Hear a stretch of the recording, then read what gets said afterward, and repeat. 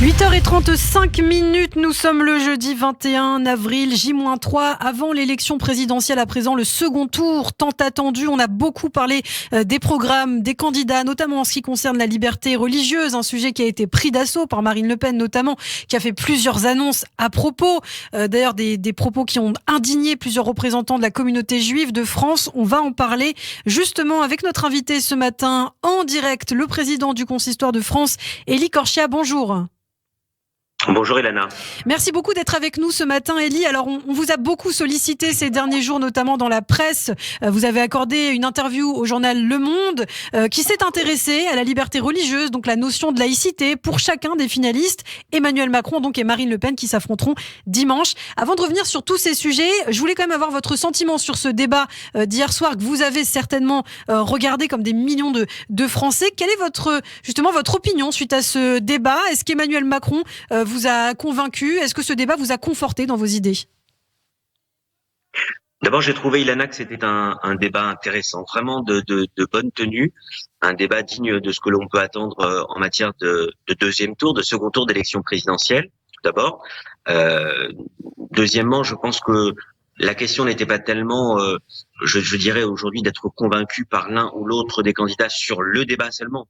Je crois que le débat a révélé très clairement les programmes et ce qui était représenté par chacun des deux candidats, c'est-à-dire d'un côté Emmanuel Macron qui a défendu son bilan, ce que nous connaissons de son action depuis ces 5 dernières années, et puis son projet, certaines lignes du projet qu'il a pour la France pour les 5 ans qui viennent, et de l'autre côté Marine Le Pen, a très clairement fait valoir certaines lignes de son programme, on va y revenir, dont évidemment certaines, en tout cas, de ces certains éléments programmatiques nous posent réellement un problème, en tout cas lorsqu'on défend les intérêts de la communauté juive de France. Alors justement, certaines lignes de son programme, on parle notamment du voile, le voile islamique, elle souhaite interdire, elle souhaite mettre des amendes aux personnes qui porteront le voile dans l'espace public. Emmanuel Macron lui a dit hier, vous allez créer une guerre dans la cité si vous faites voilà ce que vous souhaitez faire. Vous êtes en accord avec Emmanuel Macron?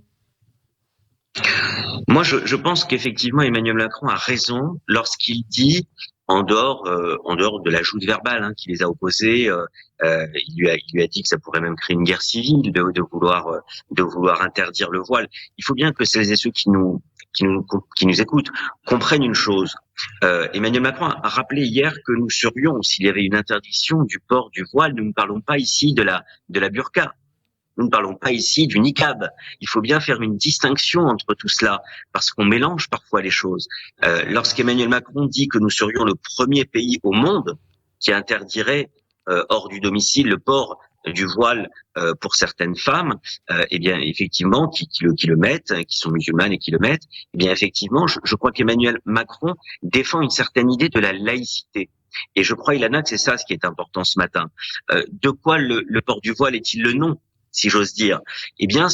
C'est au nom d'une certaine vision d'une laïcité qu'Emmanuel Macron s'est opposé à cette mesure et s'y oppose, à mon sens, à bon droit, parce que qu'on comprenne bien, on commence par vouloir interdire le port du voile à l'extérieur comme un signe ostentatoire religieux, et il est évident que si c'était le cas demain, ensuite le port de la kippa viendrait à vouloir être interdit. Le port de la croix pour les chrétiens pourrait être demain interdit en arguant du fait qu'il s'agit là d'une manifestation, d'un signe ostentatoire religieux. Et donc on comprend bien que derrière cette proposition d'interdiction du voile, il y a effectivement bien d'autres choses. Et encore une fois, c'est une vision de la laïcité conforme à la loi de 1905 qui a été prônée, qui a été rappelée, qui a été martelée par Emmanuel Macron lors de ces derniers jours. Et c'est une toute autre vision de la laïcité, en tout cas une vision dans laquelle je ne me reconnais pas,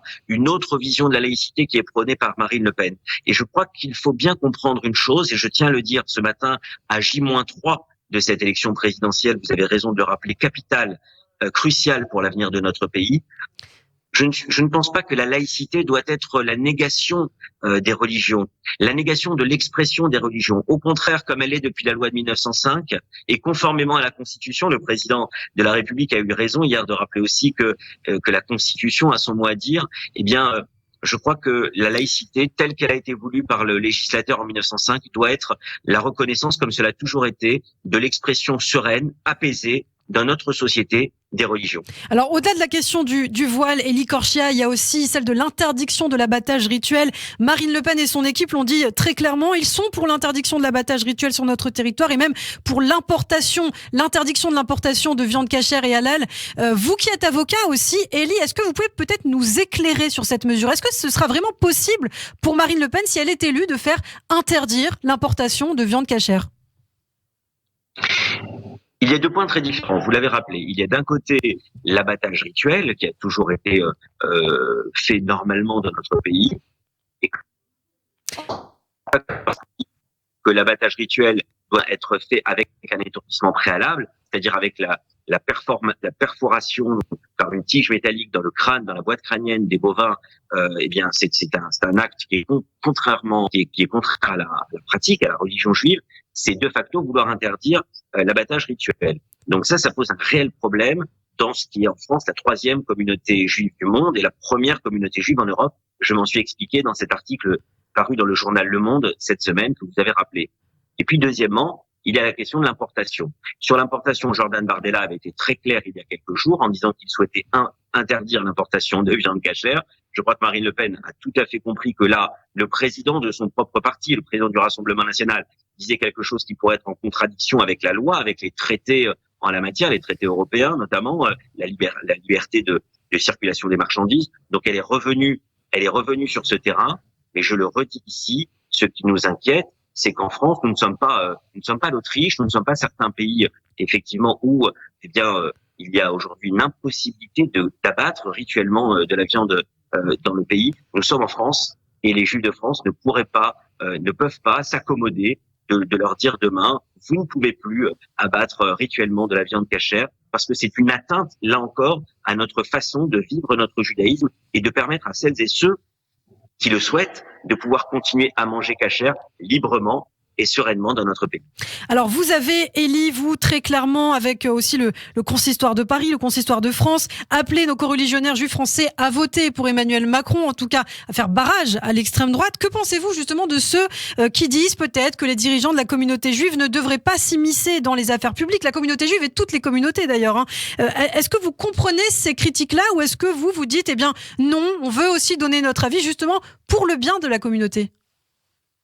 Je crois que ça va plus loin. Ce n'est pas on veut donner notre avis. Vous savez, je l'ai dit très clairement dans l'article du Monde que vous avez cité. Le Consistoire de France n'est pas là pour s'immiscer, pour intervenir dans la vie politique de notre pays. Nous sommes une organisation apolitique, une institution apolitique. Mais là, nous vivons un moment charnière de notre histoire. Comment pourrait-on imaginer que les grandes institutions juives de ce pays, mais ça a été le cas pour le Consistoire de France, ça a été le cas pour le Fonds social juif unifié et pour le CRIF, bien évidemment, en tout premier lieu, comment pourrait-on imaginer que la communauté juive de France, dans ce moment charnière, alors même que dans les programmes des candidats, il y a des visions de la laïcité, vous l'avez dit, on en a parlé, des visions de la liberté religieuse qui sont totalement différentes, et alors même que nous sommes le culte juif en France, un modèle reconnu dans le monde entier depuis plusieurs centaines d'années, comment pourrait-on imaginer que nous restons silencieux dans cette période?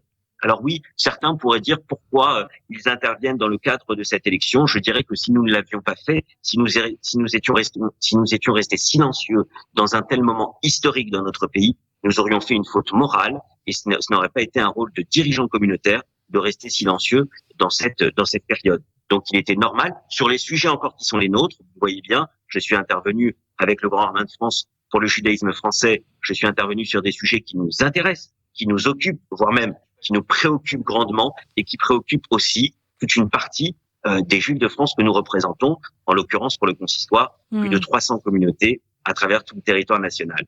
Alors Marine Le Pen, je crois, a cherché aussi à vous rencontrer, à rencontrer les responsables de la communauté juive. Vous avez refusé, vous ne parlez pas aux extrêmes, vous ne leur parlerez jamais, quoi qu'il arrive, même si par exemple Marine Le Pen est élue ce dimanche.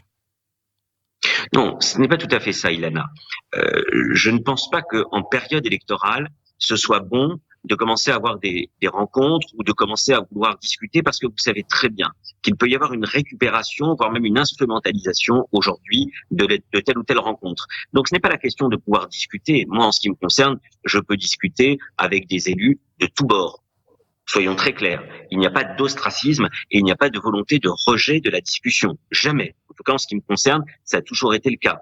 Par contre, il y a des moments, il y a des périodes pour pouvoir avoir certaines discussions, se mettre autour d'une table, expliquer d'ailleurs notre point de vue. Et je ne pense pas que le moment était là en période d'élection présidentielle et je ne pense pas que c'était le bon timing en tout cas pour avoir ce type de discussion. Sachant que sur les grandes lignes, je pense que tous les partis politiques aujourd'hui, dont celui de Marine Le Pen, le Rassemblement national, tous ces partis savent très bien de quoi ils parlent. Ils connaissent parfaitement bien ce type de problématique. Mais s'il faut rappeler encore une fois, notamment pour l'abattage rituel, sur le port de la kippa, sur le port du voile, ils savent très bien ce qu'ils font. Et d'ailleurs, parfois, certains éléments de programme sont faits avec un grand cynisme.